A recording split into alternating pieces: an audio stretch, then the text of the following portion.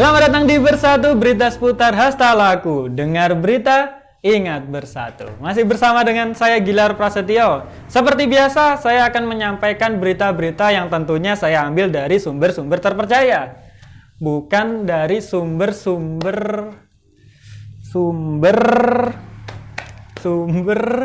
Tolong dibantu dong.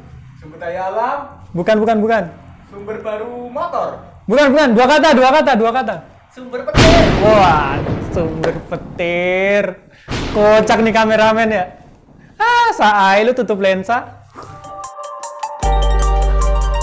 Berita yang pertama ini datang langsung dari Rumah Sakit Siloam Sriwijaya ya. Dan ini buntut dari beberapa waktu yang lalu cukup viral, yaitu video tentang penganiayaan seorang perawat di rumah sakit tersebut. Ya.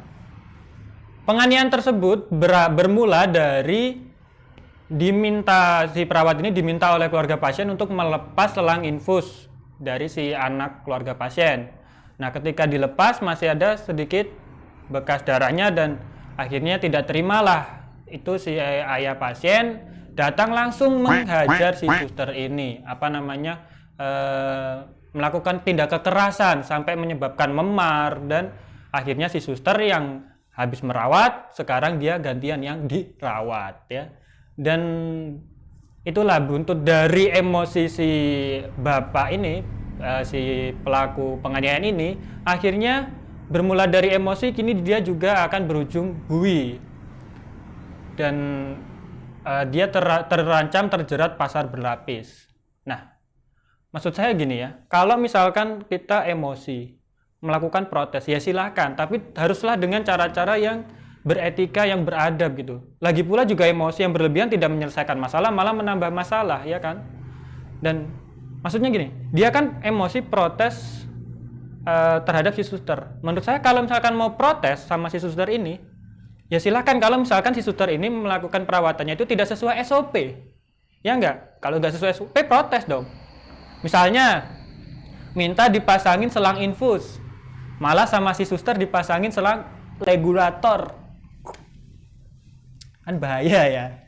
Bahaya. Soalnya nanti kalau kendor dikit kan bau ya, bau gas ya. Sama ada suara sss. Nah, bahaya. Atau misalkan si suster ini penanganannya tidak menggunakan SOP rumah sakit, tapi SOP SPG mall. Nah, misalnya ada pasien di UGD buru-buru kan. Suster. Wah, terus susternya, "Selamat siang Bapak, ada yang bisa dibantu?" Wah, "Ini Om saya butuh donor ginjal segera." Wah, terus susternya, "Oh, ginjalnya ukuran apa ya Bapak ya?" "Ukuran L apa XL?" "Kebetulan kita lagi ada promo Bapak. Beli 1 ginjal gratis batu ginjal." Ya, misalnya kayak gitu, maksudnya SOP-nya tidak sesuai prosedur. Nah, itu baru silakan komplain, protes, tapi dengan cara-cara yang beretika agar tidak merugikan banyak pihak ya. Dan di sisi lain, si bapak itu juga mengaku karena dia habis kelelahan menjaga anaknya 4 hari yang akibat radang paru-paru itu. Ya, jadi untuk ini ya, si pelaku ataupun siapapun kalian nanti yang terlibat dalam situasi seperti itu misalnya ya, kita harus punya rasa lembah mana, rasa pangerten agar menyikapi kejadian-kejadian seperti itu tidak malah menimbulkan dampak yang malah merugikan bagi kita sendiri atau bagi orang lain ya. Dan untuk perawat atau dokter atau siapapun yang bekerja memberikan pelayanan jasa, juga bisa lebih gerapiak semangat lagi ya enggak, jadi bisa meminimalisir terjadinya salah paham gitu ya. Berita yang kedua ini juga sempat viral, unggahan TikTok Dr. Kevin Samuel Marpaung. Nah, ini dia dikeroyok warganet nih gara-gara unggahan TikToknya ini dianggap tidak pantas, tidak sopan dan melecehkan wanita, karena dengan si Dr. Kevin ini mendapat kecaman sana sini akibat dia mengunggah konten TikTok di mana itu menunjukkan proses pembukaan dalam persalinan. Dia mendapat kecaman dari Koalisi Masyarakat Sipil Anti Kekerasan Seksual, Kompaks. Waduh, singkatannya bagus banget ya, Kompaks. Ini coba kalau diganti, Koalisi Masyarakat Sipil untuk Tenaga Kerja Rakyat, Komputer. Dan ini dia mendapat kecaman karena dianggap tidak pantas gitu, tidak kontennya itu tidak pantas gitu untuk dipublikasikan ya. Dan yang membuat konten ini menjadi tidak pantas pertama karena ada ekspresi wajah mesum dari si Dr. Kevin ini. Kemudian soundtrack yang dipilih sama ada tulisan awkward moment. Nah, itu apalagi topiknya adalah topik pembukaan persalinan. Dan ini yang menjadi kritikan oleh banyak pihak. Dan sebenarnya si Dr. Kevin ini juga sudah meminta maaf kepada masyarakat ya. Sudah meminta maaf atas konten yang sudah kadung beredar itu. Nah, yang jadi pertanyaan saya, hey Dr. Kevin Samuel, Anda ini buat konten niatnya untuk edukasi atau untuk cari viral, untuk sensasi ya? Saya loh, mahasiswa S1 10 semester. Saya buat konten untuk edukasi loh. Saya tahu batasan. Anda dokter loh ya, harusnya memberi contoh buat konten yang edukasi dong ya. Tolong. Apakah Anda tidak memikirkan nih kolega-kolega Anda sesama dokter yang cowok nih, yang akhirnya gara-gara kasus ini juga mendapat dampak kurangnya kepercayaan masyarakat kepada dokter pria kan dalam menangani proses persalinannya enggak?